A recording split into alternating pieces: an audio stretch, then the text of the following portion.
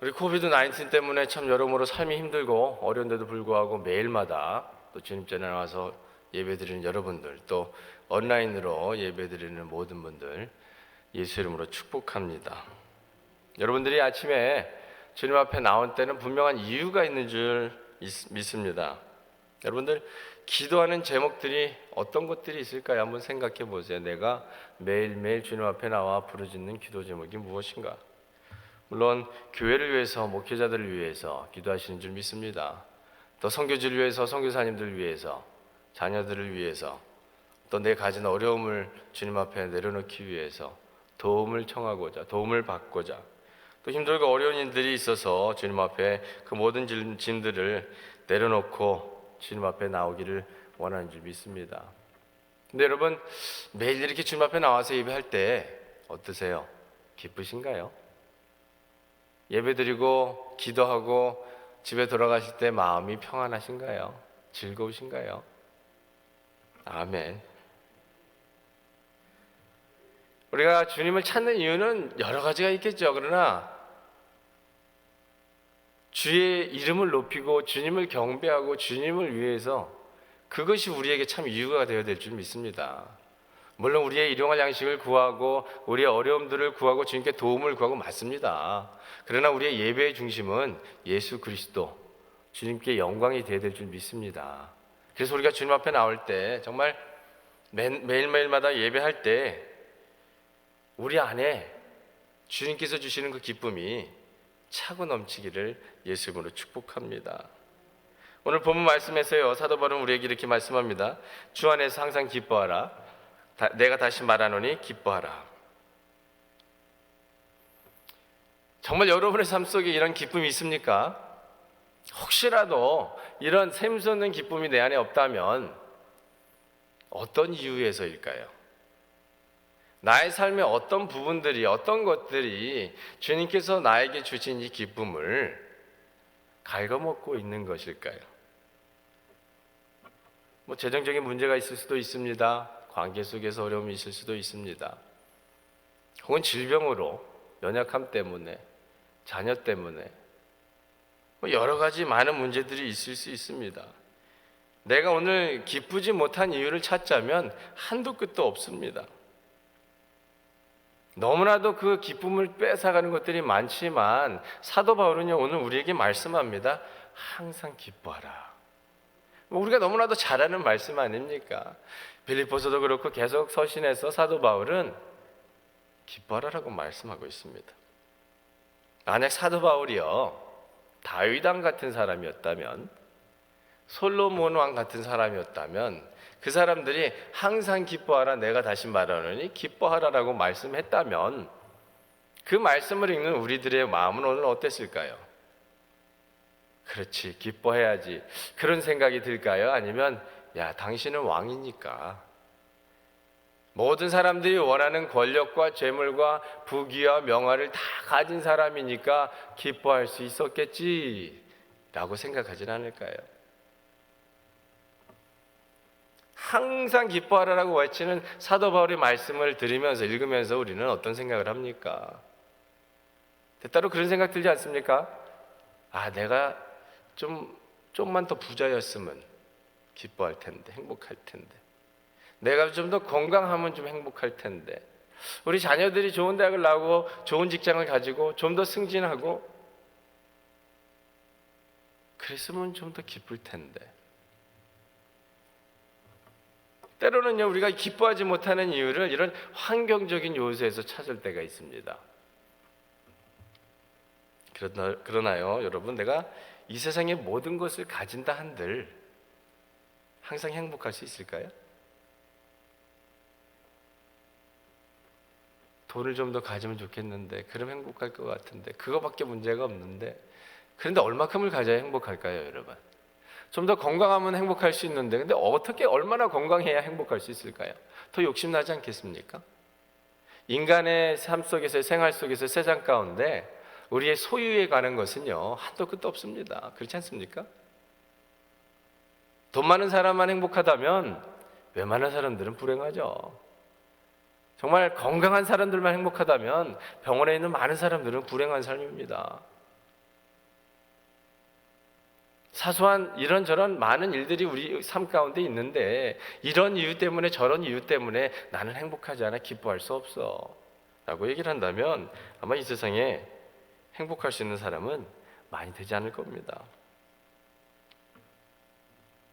나의 어려움만 해결이 된다면, 나의 문제만 해결이 된다면 행복할 수 있을 텐데, 기뻐할 수 있을 텐데 라고 얘기를 하지만, 그런데요, 그 어려움을 지나고 힘든 일들이 넘어가고 그러면 또 어려움이, 힘든 일이 닥치지 않을까요? 우리 인생을 사는 동안 죽을 때까지 삶에 어려움은 있을 겁니다. 불편함은 있을 거예요. 시험 드는 일도 있을 거예요. 그래서 우리가 이런 환경적인 것에 중심을 둔다면요, 결코 우리는 삶 속에서 아무리 매일 나와서 예배를 드리고 주님을 찾는다 해도 우리 심령 가운데 기쁨은 있을 수 없을 것입니다. 그래서 우리 사도 바울은 우리에게 말씀하는 거죠. 주 안에서 항상 기뻐하라. 내가 다시 말하노니 기뻐하라. 사도 바울도 마찬가지지 아니겠습니까? 사도 바울이 이 편지를 쓰면서 환경적인 것에 중점을 두었다면 절대로 이렇게 얘기할 수가 없습니다. 왜요? 그는요, 우리가 가진 이 기본적인 것도 갖지 못한 이런 상황이기 때문에 그렇습니다. 감옥에 갇힌 죄인입니다.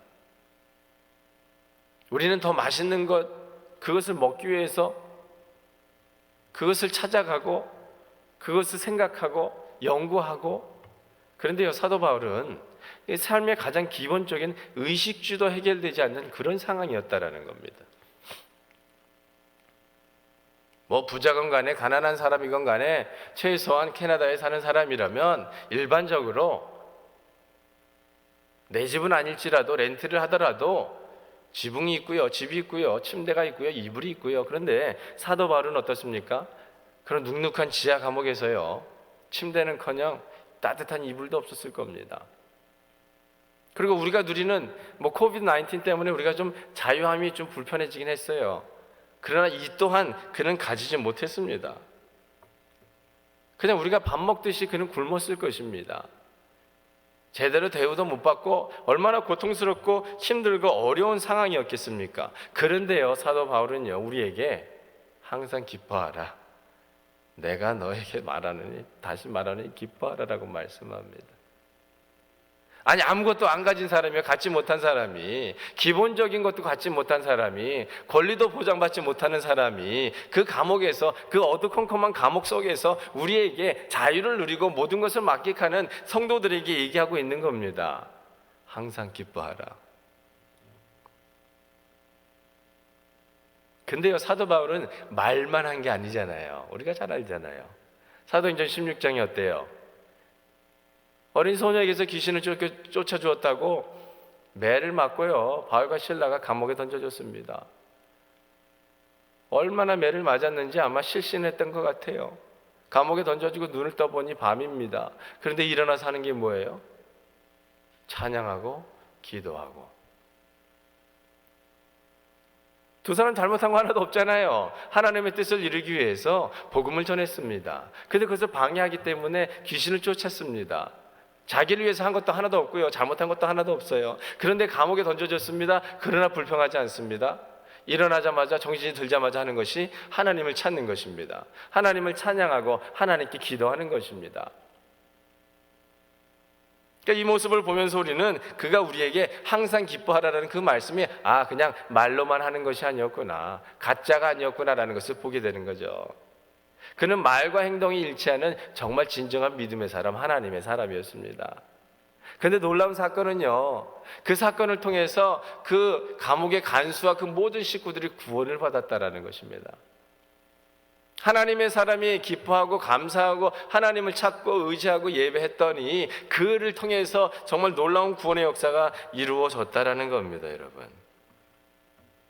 그런 감사할 수 없고 기뻐할 수 없는 상황 속에서도 그는 그 안에 샘솟는 기쁨이 세상이 주는 것이 아니고, 환경이 주는 것이 아니고, 내 능력이 주는 것이 아니고 주님께서 주시는 기쁨이 샘솟았다라는 겁니다. 그래서 우리에게 말씀하는 거예요. 내 안에 이 주님께서 주시는 기쁨이 샘솟는데 너무나도 좋고 너무나도 기쁘고 너무나도 행복하고 너무나도 복되다. 그러니까 당신들도 우리 성도들도 항상 기뻐하라 라고 말씀하고 있는 것입니다. 우리가 말씀으로 살아가면요, 이런 역사가 일어난다는 겁니다. 지식으로 절대 불가능한 겁니다, 여러분. 우리가 생각으로 마인드 컨트롤 절대 이룰 수 없습니다. 그러나 우리가 믿음으로 나갈 때, 주님만을 바라보고 나갈 때, 정말 말씀 중심의 삶을 살아갈 때, 내 안에 주의 영이 가득 차고 넘칠 때, 그것이 주님을 통해서 정말 우리 안에 기쁨의 원동력이 되어진다는 겁니다. 그럴 때 우리는 노력해서 되는 것이 아니고 성령이 내 안에 역사하시니까 기뻐할 수 있다라는 겁니다. 여러분들의 삶에 기쁨을 빼앗아 하는 것들이 무엇이 있습니까? 잠시 생각해 볼까요? 내가 기뻐할 수 없는 이유들을 한번 생각해 보세요. 분명히 있을 겁니다. 이것저것 많이 있을 거예요. 그런데 여러분, 우리의 삶 속에서, 우리의 심령 가운데 주님께서 주시는 이 기쁨을 빼앗아 갈 수 있는 건 아무것도 없습니다. 환경적인 이유가 우리의 기쁨을 빼앗아 갈 수 없습니다. 환경에 따라서 기뻐하고 슬퍼하고 불평하고 좌절하고 낭망한다면 우리 신앙인들의 삶이 너무나도 힘듭니다. 너무나도 어렵습니다. 중요한 것은요, 내가 오늘 무엇을 바라보느냐라는 것이죠. 주님을 바라본다면, 하나님을 바라본다면, 하나님만을 의지한다면 감옥에서도 이렇게 기뻐하고 찬양하고 예배할 수 있다니까요, 여러분. 지금도 우리 코비드-19 때문에 얼마나 우리의 삶이 뒤죽박죽이 되어 있습니까, 여러분? 그렇지 않습니까? 여러 가지 얼마나 불편한 일들이 많아요. 어저께도 감염된 사람이 온 주에 1,000 몇백 명이라고 그렇던 얘기를 들었던 것 같은데요. 참 복잡한 삶을 우리는 살아가고 있습니다. 불확실한 미래 속에서 살고 있어요. 많은 사람이 그것 때문에 두려움에 떨고 있습니다. 근데 그게 중심이 된다면, 그것이 우리의 마인드, 우리의 생각을, 우리의 마음을 주장한다면 불안할 수밖에 없고 두려울 수밖에 없고 불평할 수밖에 없고 기뻐할 수 없습니다. 그러나 이런 상황 속에서도 우리는 어떻게 해야 됩니까? 우리의 마음과 눈과 생각과 이 모든 것을 주님을 향해 가야 된다는 거죠. 그럴 때 우리가 기뻐할 수 있는 겁니다. 우리의 삶의 기쁨의 열쇠는요, 여러분, 내가 가진 그것도 아니고요, 환경도 아니고요, 바로 예수 그리스도인 줄 믿으시기를 바랍니다. 예수 그리스도가 내 안에 있지 않으면 절대 이런 기쁨을 누릴 수가 없습니다. 왜 그럼 예수 그리스도가 우리 삶의 기쁨의 열쇠이냐? 예수 그리스도가 우리의 생명의 근원이시기 때문에 그렇습니다. 요한복음 1장 1절에서 4절 보면 이렇게 말씀합니다. 태초에 말씀이 계시니라. 이 말씀이 하나님과 함께 계셨으니 말씀은 곧 하나님이시라. 그가 태초에 하나님과 함께 계셨고 만물이 그로 말미암아 지은 바 되었으니 지은 것이 하나도 그가 없이는 된 것이 없느니라. 그 안에 생명이 있었으니 이 생명은 사람들의 빛이라. 태초부터 계신 우리 예수님께서 우리의 생명의 근원이 되시기 때문에, 우리에게 오늘 숨 쉴 수 있게 하셨기 때문에 기뻐할 수 있는 겁니다. 그 예수님은 절대로 변하지 않기 때문에 그렇습니다. 에덴 동산에요, 하나님께서 인간을 만드시고 정말 아름다운 환경을 만들어 주시고 인간들과 아름다운 교제를 했습니다. 그런데 그 죄라는 것이 그들의 마음에 들어와 가지고 자기가 하나님이 되겠다는 그 교만이 들어와 가지고 그 하나님과의 아름다운 교제가 깨어졌습니다. 더 이상 하나님 앞에 나아갈 수 없었습니다. 그런데 그 상황 속에서 하나님께서 이 인간들을 바라보며 세상을 바라보며 그 안타까운 마음에 예수 그리스도를 이 땅에 보내셨다라는 겁니다. 하나님과 우리 사이에 막혀진 담을 헐기 위해서 예수 그리스도를 보내주시고 이제 예수 그리스도의 보혈을 통해서 그 담이 허물어졌기 때문에 우리는 예수를 통해서 하나님과 만나고 예수를 통해서 정말 담대히 주님 앞에 나올 수 있는 이 복을 받았기 때문에 누리고 있기 때문에 오늘 우리는 기뻐할 수 있다라는 것입니다. 누가복음 2장 10절에 이렇게 말씀합니다. 천사가 이르되 무서워하지 말라. 보라 온 백성에게 미칠 큰 기쁨의 좋은 소식을 너희에게 전하노라. 예수 그리스도는요 우리에게 생명의 근원만이 아니고 좋은 기쁨의 소식입니다. 그래서 우리가 주님 바라보고 주님을 생각할 때 기뻐할 수 있다라는 것입니다. 예수 그리스도를 통해서만 우리가 하나님 앞에 나아갈 수 있기 때문에 또 기뻐할 수 있는 거죠. 요한복음 14장 6절에 예수께서 이르시되 내가 곧 길이요 진리요 생명이니 나로 말미암지 않고는 아버지께로 올 자가 없느니라 라고 말씀합니다. 예수님을 통해서만 우리가 하나님 앞에 나아갈 수 있습니다. 예수님을 통해서만 오늘 하나님과 이런 교제를 나눌 수 있는 겁니다. 그러니까 예수님 때문에 우리는 기뻐하는 거예요. 오늘 생명을 누리고 있으니까 또 영생하는 복을 받았기 때문에 그렇습니다. 사도행전 4장 12절에 말씀합니다. 다른 이로서는 구원을 받을 수 없나니 천하 사람 중에 구원을 받을 만한 다른 이름을 우리에게 주신 일이 없음이라. 우리는요 예수 그리스도를 통해서 우리의 모든 죄가 사함을 받았고 이제는 영생하는 복을 누리게 되었습니다. 그래서 우리는 죽지 않습니다. 지금부터 영원토록 주님과 함께 할 것입니다. 우리의 몸은 썩어질 흙으로 돌아갈 것입니다. 그러나 우리의 영은 죽지 않습니다. 영원토록 주님과 함께합니다. 그 생각만 해도 여러분 기쁘지 않습니까? 물론 우리의 삶 속에 어려움이 있습니다. 힘든 일이 있습니다. 부족한 것들이 있습니다. 그러나 중요한 것은요 이런 상황 속에서도 예수 그리스도는 나의 구주시다라는 겁니다. 그 진리는 절대 변함이 없습니다. 그리고 그 주님께서 우리에게 약속하잖아요. 내가 너희와 항상 함께 하겠다. 두려워하지 말라, 놀라지 말라, 강하고 담대하라라고 우리에게 말씀하고 있습니다. 그렇다면 우리가 오늘 우리의 삶을 어떻게 살아야 되겠습니까? 이 팬데믹 시절에요 무엇을 많이 할 수도 없는 그런 상황입니다. 그렇지 않습니까? 무엇을 많이 하려고 하지 마시고 주님 안에서 사도 바울이 말하는 그 기쁨을 좀 누리시기를 예수님으로 축복합니다. 이런 불편하고 어려운 상황 속에서 환경을 바라보지 말고 치우치지 마시고 그 안에서 나의 생각을 더럽히지 말고요. 나의 입술을 더럽히지 마시고요. 그러나 이 상황 속에서도 나는 주님을 찬양하겠다 작정하시기 바랍니다. 이런 상황 속에서도 나는 주님만을 바라보겠다 작정하시고 입을 열어 주님의 이름을 높이시기를 바랍니다. 그러면요 사도 바울과 실라가 감옥에서 그 기쁨을 누렸던 것처럼 우리도 그 기쁨을 누리게 될 줄 믿습니다. 예침에요 여러분 많은 기도 제목을 가지고 나오신 줄 믿습니다. 근데 오늘 아침에는요 우리의 기도 제목들을 하나님 앞에 다 내려놓고 그것은 좋은데요 좀 먼저 그것보다 주님과의 관계에 좀 중심을 두었으면 좋겠습니다. 그래서 오늘 아침에 기도하실 때는 여러분들 편하실 대로 하세요. 그러나 제가 바라기는 우리 기쁨에 대해서 말씀을 나눴고 항상 기뻐하라 그 사도 바울 계속 얘기하는데 그 기쁨이 무엇일까 그 기쁨을 좀 경험할 수 있기를 예수님으로 축복합니다. 그래서 하나님 이것저것 그것보다도 오늘 아침만은 하나님 내가 주님을 더욱더 알기 원합니다. 주님 나를 만나 주시옵소서. 나의 마음을 성령으로 채워 주시옵소서.